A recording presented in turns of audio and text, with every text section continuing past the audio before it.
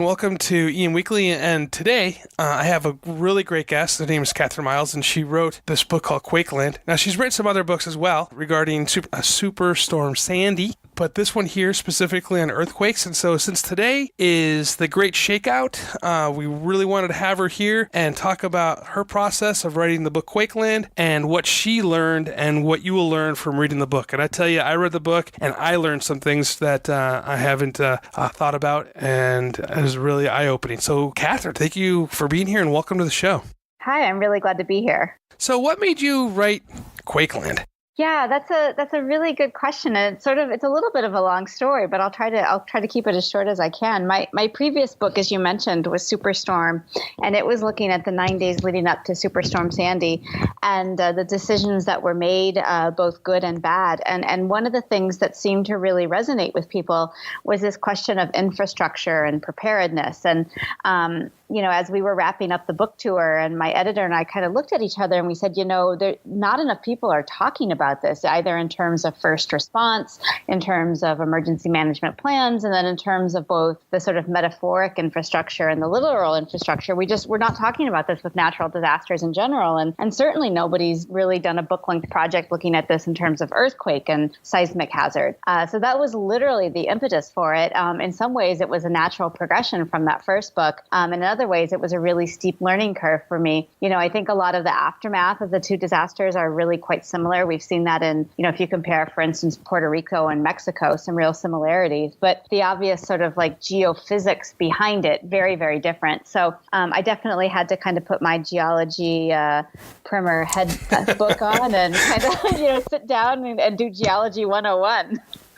Yeah, it's kind of cool to meet in the book how you met a couple of the people who are geologists and how they got into it and got to learn some of the lingo, if you will. And so that was kind of cool there, too. I have a friend of mine, and she was an emergency manager here in California. She retired and she moved out to Texas. I actually interviewed her about Harvey. And one of the things she stated to me is that she would rather have 100 hurricanes come at her, back to back, I guess, and I don't think at the same time, than have to about the earthquake, because that's the one thing with earthquakes is we never really have a warning of when it's going to occur. And even with Lucy Jones, Dr. Jones out here in California, and she's really stressing the early warning system, it's really seconds that we're learning, maybe up to 45 seconds of knowing when an earthquake's going to occur. And the story that you have regarding the one in Yellowstone and the family who went to the campground when they were at one other place before, and then they went to the campground. How was that? How did that affect that family? I mean, I know the two of them, the mom and the dad, passed away, and you interviewed the two sisters. How did that affect them through the rest of their life? Yeah, and this is a very sort of historic and not well-reported earthquake. And that's part of why I really wanted to use it as sort of a narrative focus for the first part of the book. And this is what's generally known as called the Hebgen Lake quake. And it was really only a moderate quake. It didn't even register as one of the 10 biggest in our country. This was in 1957. But for me, it was so emblematic of why earthquakes are so devastating and so problematic for many of the reasons that you suggested. And, going back real quickly to my work with Superstorm, I spent a lot of time down at the National Hurricane Center when I was researching that book. And again and again and again, the hurricane experts there, who are without a doubt the best in the business, would say to me, look, we're just not very good at this. We're not very good at predicting tracks. We're not very good at predicting intensity. And yet they're infinitely better at understanding the mechanisms at play in hurricanes than we are at understanding earthquakes. And part of that is because, literally when you take a hurricane, we can see it on radar. We can see it from satellites. We have, the Air National Guard and we have NOAA, who have these super souped up planes that can drop these mechanisms right into the storm and record all sorts of data from wind to barometric pressure and things like that. And we don't have that capacity with earthquakes. So I think your friend,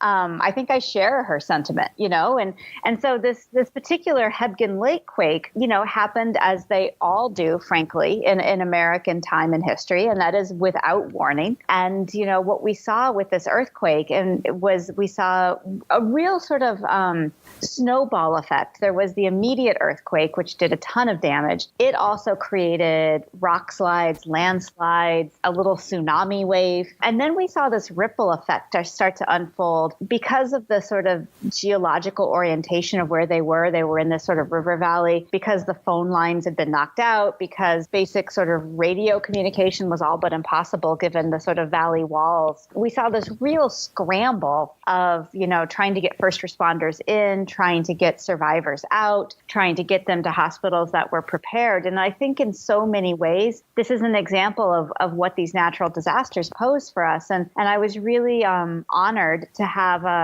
one of the families who was, really hard hit by the earthquake. Both parents were severely injured. The mother died of her injuries. The father survived. And 3 daughters went on to really, frankly, live with their own version of PTSD. And they continue to sort of feel the after effects of that. And so through their story, I felt like I was able to really personalize earthquakes and also talk about how it is that, again, a moderate quake by a lot of accounts, could still do and will do so much damage, and damage that we don't expect. If we have that Japanese earthquake, that the 9 on the Richter scale here in Southern California, it's predicted that we're going to have some serious issues that are associated with water specifically getting here. Lucy Jones, again, states that we're going to be potentially 6 months without having any sort of water coming in, and that's like the big deal in Southern California. What has your research found as far as like the magnitude and what the real impact is on the population living in those areas?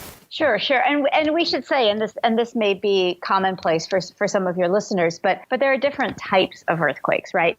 And those big 9.0 quakes, like we saw in 2011 that caused the Fukushima nuclear disaster, that's what's called a subduction quake. And that's where we have 2 types of plates. We have a continental plate, we have an oceanic plate, we have them slipping under. And because they're so large and the area there is so massive, those are creating the really biggest quakes that we see on the planet. So the 1964 Alaska quake, a lot of those Chilean quakes, these are all these subduction quakes. Mm-hmm. So a 9.0 quake we would not see in a place like Los Angeles because that's not a subduction zone. Right. We could very easily see that in a place like the Pacific Northwest. And we have a lot of sort of paleogeological evidence to suggest that there have been repeated quakes that size and quakes that have created incredibly devastating tsunamis that would do really sort of unimaginable damage to everything from Vancouver down to Northern California. So that potential is very real for that area. But I think that what was really telling for me in this research is that it doesn't take an earthquake nearly that large to do a lot of really serious damage.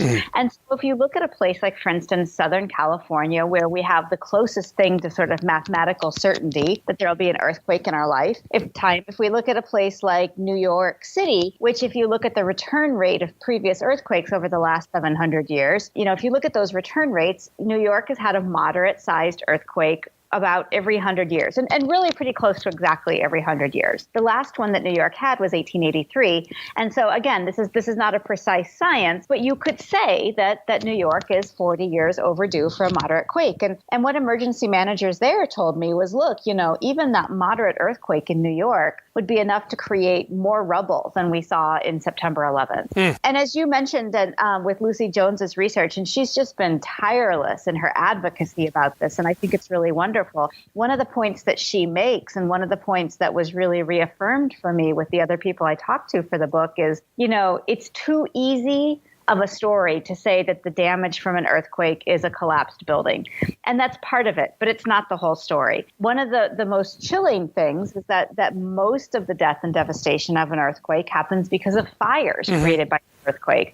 And then they're compromised because we can't get the fire department to the fire because of the rubble. Another thing that I think that most people don't think about is the fact that, if there is a significant earthquake, one of the most chilling things it's going to do is it's going to knock out power and cell phone communication. So we're not going to have telephones. We're not going to have cell phones. We're not going to have ways to communicate. And that not only creates problems for first responders, it also creates problems for family. We're seeing that with Maria in Puerto Rico. Right. People who weeks and weeks later are only now being able to sort of stand up and say, hi, we're here, we're alive to their family in the contiguous U.S. And so those are the sorts of ripple effect problems that create real challenges for communities. Go back to San Francisco earthquake in 1906, and the reason why the city was devastated was more due to the fire than it really was to the earthquake. Am I wrong on that, or is that kind of how I remember reading history wrong? You are absolutely right, and it's such an important point. And again, it's one that we don't tend to talk talk about a lot. And these shakeout scenarios are so useful for that. And recognizing, I think, and this is really what I wanted to drive home with this book is yes, it is absolutely a Southern California problem. And it is a very real problem for Southern California. But, it's also a really big problem for places that most Americans don't think about, and I mentioned the Pacific Northwest. The Pacific Northwest arguably has the potential for the largest earthquake that our country might see. And then there are these really surprising places. Salt Lake City has the potential for an incredibly devastating earthquake. Memphis, which I detail in the book, again, Memphis has a history. 1811, 1812 had a series of earthquakes that were 8 point something. We don't know exactly, but about 8.0, 8.1. Big, which is bigger, incidentally, than that classic 1906 San Francisco earthquake. And not only is that a problem for places like Memphis and St. Louis and the Mississippi River Valley, but when you consider the fact that, for instance, over 4 million packages pass through Memphis every night because of UPS and FedEx, when you consider the fact that about 35 to 40% of our trucking transportation passes one bridge that crosses the Mississippi by Memphis, that becomes not just a regional problem. It also becomes a national and potentially an international problem. And that's really what I want people to think about is it's a micro level problem for a family and a household. It's a problem for a community. And it's really also a global problem when one of these disasters strikes. Look at Japan. I mean, when that one struck, this definitely was a global issue and still is today, right? Just due to some of the logistical aspects of things coming out of Japan, and not to mention the nuclear power plant. One of the things I find interesting is talking about faults and the faults that we know that are mapped. But the geologist is saying that the things that scare him the most are the faults that they don't know. How do they find new faults? Do you know? Yeah, slowly. The short answer. I mentioned earlier the hurricane experts at the National Hurricane Center saying, we're not very good at this, and there's so much that we don't know. And one of the things that I sort of start the book off with is that, to the very last, every geologist, every geophysicist, every seismologist that I interviewed for this book just kept saying, we don't really know what happens below the ground. And when you think about it, these earthquakes are happening 5 miles below the surface, 30 miles below the surface of the earth. And because we don't know where the next one is going to be, we can't anticipate it and get all these devices there. It's only now really that we're starting to develop technologies using GPS, GIS, some sophisticated sort of flight-based mapping techniques that we're able to start to kind of find faults. And obviously it's very resource dependent. So as I say in the book, we have 2,100 known faults in the United States. The experts at the USGS tell me that there are undoubtedly exponentially more faults in the U.S. Most of the faults that we know about of those 2,100 are west of the Rockies. Part of that is because of the geology there and because there's a lot of sort of seismic activity there. But a lot of it's because we haven't mapped what is east of the Rockies. And so they caution that it would be a very dangerous proposition to assume that just because we haven't found the faults east of the Rockies, to assume that they're not there. And one of the really sort of stark facts that I learned when I was writing the book was the fact that, every major earthquake in the U.S. has happened on a fault that we didn't know about. Right. Prior to that earthquake. And I should say that includes earthquakes in California. People think that San Andreas is one fault that runs through California, but it's not. It's a fault zone. And in that fault zone, you think about sort of like the human circulatory system, all of these veins and arteries and capillaries. That's a good analogy for this fault zone. So we may know where those main arteries are in the San Andreas fault zone, but we're finding those new capillaries all of the time. And they are also capable of creating an earthquake. Well, yeah. The Northridge earthquake, for example, that was an unnamed fault before that occurred. And so much so that they kept asking all the seismologists at Caltech, what's the name of the fault? What's the name of the fault? And Lucy Jones stated at one time that, and it's funny, I keep going back to Lucy, but she's our go-to person. She says in this interview, she goes, I almost wanted to call it Fred, just so people would stop asking what the name of the fault was. Yeah. Well, and I think that that's one reason why Lucy Jones really is sort of the godmother of this work. And one of the things I love about Lucy Jones is not only is she one of the smartest people on the planet, but she's able to take this incredible expertise that she has and make it real for the general public. And I think that that's so important. You know, it's one thing to be an expert and be talking to other experts. But I think that one of the responsibilities we really have is to be able to take that knowledge and make it meaningful for the general public. She does a really great job at that. I've been on a few panels with her. It's always hard to follow her when she talks because she makes things that are really kind of wonky sound like everybody can understand them, and that's a great skill to have. Speaking of getting wonky, but you talk a few chapters here in the book just about how our world is made and what the crust really looks like, and the whole idea of the chapter of our floating world. How long did it take you to really get into that and to really understand exactly how our crust is made and why we are floating and moving the way we are? Well, and, you know, one of the things that's really remarkable to me is just how new of a science this really is. And that was a big surprise for me. You know, I was born in 1974. And, you know, in my lifetime is really when this notion of plate tectonics sort of gained scientific acceptability and certainty. And, you know, I mean, maybe I'm not a spring chicken, but you know, that's not a lot of time to pass. And really through the 1960s and the 1970s, we debated this notion of plate tectonics, this idea that there were, in fact, these different types of plates, that they were in movement. So one of the things I talk about in the book is how this came to be. It was an incredible debate that goes back, you know, centuries, pushed forward. And it was because of a lot of research that looked at things like, you know, oceanic crust, oceanic floor, some really fascinating coring work that was being done to try to sort of date the age of different places in the ocean's crust, that we were able to sort of understand how it is that we have this incredible volatility that happens as we have movement and friction, and also as we have this constant sort of recirculating old crust becoming new crust, becoming magma. I kind of liken it to a pot of minestrone soup boiling on the stove. I think that's a really good analogy, actually, the whole minestrone soup thing. So two things. One is the first earthquake that I ever felt, and I lived on a street that had trucks drove down a lot. Sometimes the truck would bounce and the windows would shake. And I remember one morning, I thought maybe it was like a large truck doing something and our windows shook a little bit louder than normal. And I found out that it was like a little 4-point-something earthquake. Like you were saying earlier on in your book, that you know, your first earthquake that you felt was uneventful. It seems to be that way for most of us until we have the eventful earthquake. I guess the reason why I'm kind of going back here a little bit here is that those little small uneventful earthquakes, have they ever been proven, or do they ever move into a more eventful earthquake, like I guess a pre-quake, if you will? That is such a great question. And that is the big question right now for geophysicists. And I think the tentative answer is we think sometimes yes. And if that sounds like some kind of qualified doublespeak, it is.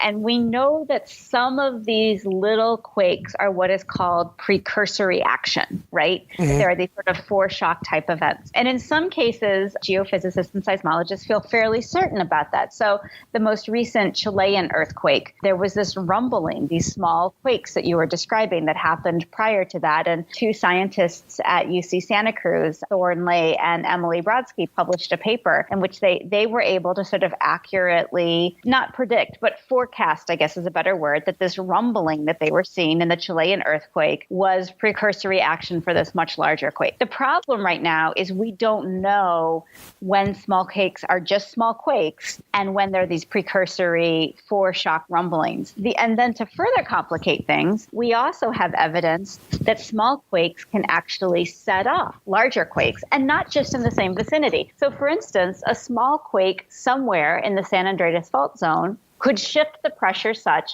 that it could create another quake tens or maybe even 100 miles away from that quake. And how that works is still really a big mystery, and again, in terms of geophysics. And that, I think, is why all of this unknowability is why it's so important for all of us to really just be so prepared, because it's not going to be the case. As you mentioned earlier, you can't forecast it days in advance like you can in a hurricane. I grew up in the Midwest where, in Tornado Alley, where, we would get at least 10 minutes of warning about a tornado, which was plenty of time to get down into the basement.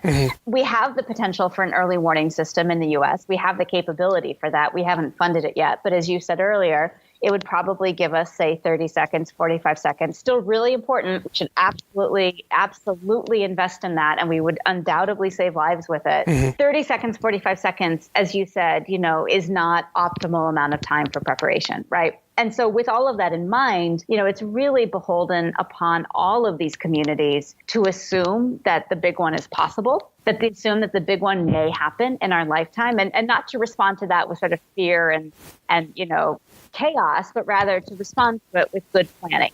And back to the early warning system, I do agree that's a very important thing that we should be investing in, because even if it was just that 30 to 45 seconds, if we could get something that would stop elevators and stop trains, that's enough to save lives right there. And it worked in Japan. It did. So it can work here in the United States as well. We just need to definitely get the funding into that. Obviously, today, the Great Shakeout, it used to be called the Great California Shakeout, and now, rightfully so, just the Great Shakeout, which we do nationwide and worldwide for that matter. Mark Bentham from USC is doing a great job pushing that information out. My son, through kindergarten all the way up, has been learning about, duck, cover, and hold. We had a pre-quake one day. I was a little 3-something that hit, shook the windows, and then a couple hours later, we had a little more significant of an earthquake, which was like a 5.5. And again, everybody goes, oh yeah, 5.5 is nothing, but this one felt like it was right underneath our house. I mean, our walls are shaking, the water's slushing out of the pool, things are falling off the shelf, and he knew instinctively to go underneath a coffee table in the middle of our living room, and at the time, my daughter was 2, and brought her underneath the table as well. And I think things like that, preparing the kids at that age, that's going to save lives as well. And I really think that as emergency managers and those of us that are in this business should really be preaching earthquake preparedness, not just in California, not just in Oregon, not just in Washington, but nationwide. Because you're right, if we have the Madrid earthquake go off, or if we have those earthquakes go off in other parts of the country, kids need to know what they're doing. Adults need to know what they're doing, and not to live in fear, but to live in preparation for this thing that's inevitably going to happen in our lifetime. So I do agree with you on that. Sorry, I was on my soapbox for a little bit. No, it's my soapbox too. And can we just pause and give your son a gold star for knowing exactly what to do in that situation? That's amazing. And when you look at, for instance, the recent Mexico quake, it happened on the anniversary of the horrendous 1985 earthquake. And after that quake, 2 things happened. Mexico started the first national early warning system, which worked well that day. And Mexico also started a national drill program where every year on the anniversary of that quake, people drill about what to do, regardless of the circumstances that they're in. And the fact that drilling happens every year, the fact that coincidentally it happened on the same day they had been drilling, that saved lives. Growing up in the Midwest, I remember really well when in the late 80s, people started really paying attention to the New Madrid falls. And we went from just doing the fire drills and the tornado drills to also doing the earthquake drills. And that's the kind of thing that we all need to be doing. Yeah, I agree with you. Hey, 2 things about Mexico. One is Mexico also, because of the 1985 earthquake, was one of the reasons why CERT started in California. Oddly enough, was the Mexican earthquake, and the CERT program has grown exponentially since then, and I think it's a really well worth program. Even if people don't want to become volunteers in the CERT program, it's really good training just for your stuff at your home. So that's one thing. And kind of piggyback on the other question I had with the Mexico earthquake. The Mexico City earthquake. Did the earthquake in southern Mexico trigger that one as well? Have they figured that out, or is that still kind of unknown science? It's unknown. The seismologists that I've spoken to say they think it's unlikely because of the time and the distance, but we can't say for certain. I think what they would say is, look, we're probably never going to know exactly whether or not it was caused, and that's all the more reason sort of to be prepared. And what you're saying about this idea of sort of citizen action, I think is so important, whether it's citizen science or whether it's that preparedness. Some of the best work that I felt like I did researching this book was meeting with emergency managers in places like the Pacific Northwest and watching the way in which they were educating communities and helping communities to educate themselves. And there's also incredible innovation that's happening right now that has people, again, serving as citizen scientists that, by enabling their smartphones to record data and things like that, they can provide much needed data. And I think that that's really the wave of the future is recognizing that we all can play this incredibly useful role, that we don't have to wait for first responders, that that we can in fact do things to keep ourselves safe, make ourselves more resilient, and frankly, even participate in the science and the research as it's happening. I think that that's both empowering for people, and I think it's also a way to really sort of democratize this in a way that's meaningful. I think that once you are ready and you're participating, whether you are using your smartphone as a reader for the earthquake that's going on, or you're prepared because you know that you're going to be able to go out and help your community, it takes that fear of the disaster away, and I think that saves lives as well. Yeah, and fear is such a tricky thing. Like to a certain degree, a healthy fear sparks action, right?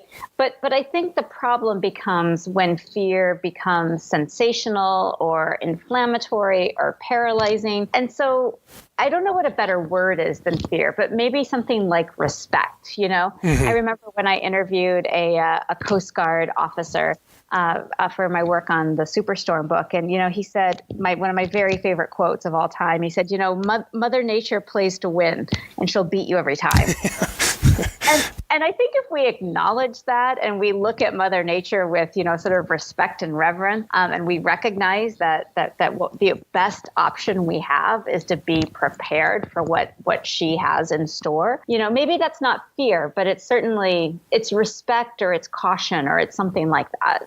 I like the idea of respect, moving things cautiously, because not on the topic of the earthquake, but kind of going back to the storms. I was talking to Craig Fugate, and we were discussing choosing where to build your home with knowledge of what the landscape is and can do and what it can't do, and we see a lot of people building homes on the mangrove, woods in Florida. And when these big storms come in, we're surprised or we're not, but people are surprised when, these homes are flooded out and destroyed and the thousands and millions of dollars that are spent in rebuilding them through insurance and whatnot. And I think the same thing with earthquakes. If we can have an idea of how to build for them, respect the fact that it's going to occur, and how we can build homes that are going to be sustainable and resilient to the shaking. And, I think that right there can, number one, save lives, number two, save structures, and number three, just make people not as vulnerable to the changes of nature. What do you think of that? I think that's so great. And you said two of my very favorite words there, and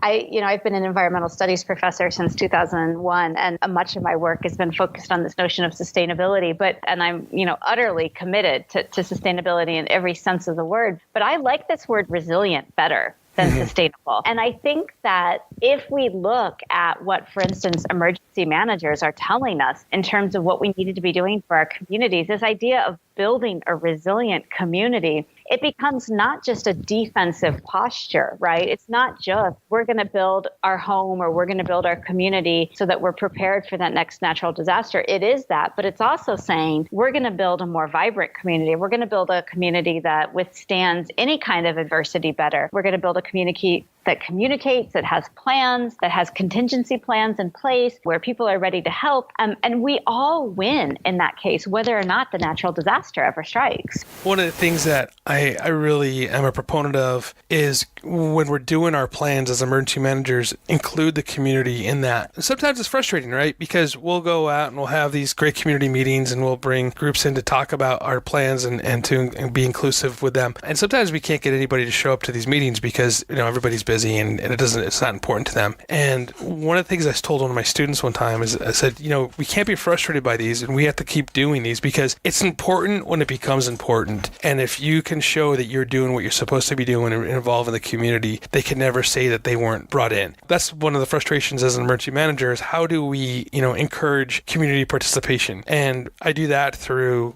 community groups like CERT, going and talking to the Red Cross volunteer groups, going and talking to the ham operators with the RACES programs, and I'm building these bridges with people that are already interested in disaster response and community itself, and making those people part of the solution, and doing our neighbor for neighbor programs where we have neighborhoods now that are preparing and taking care of each other, because we tend not to do that anymore here. And again, it's building that community. And then the next time when I have to do a plan and I want to bring the community in, I already have a built up group of people that are preparing and going to come and give good input and share that information with their neighbors. So I think that's really important that we do build a resilient community, not just emergency managers and first responders that know what to do, that we go down to that local level and build that community from the ground up.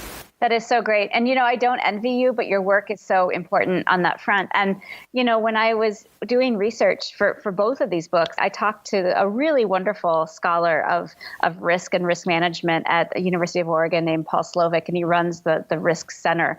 And, he said, look, I've done a ton of research on the subject. And he said, if you ask the average American what is the biggest risk they face on a daily basis, they'll tell you it's either nuclear disaster or terrorist attack, right? And and your listeners know that those fall really far down the list of potential problems. And it's things like car accidents and health problems and, frankly, natural disasters. And yet, as a culture, we have such a lack of imagination for those. One of the most chilling facts for me when I was researching Superstorm was the fact that in New York and New Jersey, over 70% of the people ordered to evacuate in the face of that storm didn't evacuate because they didn't believe it was actually going to be a problem. And until we find a way to create this paradigm shift, until we find a way to actually, as a culture and as a society, say the threat of natural disaster is real, we need to be empowering emergency managers to create robust plans.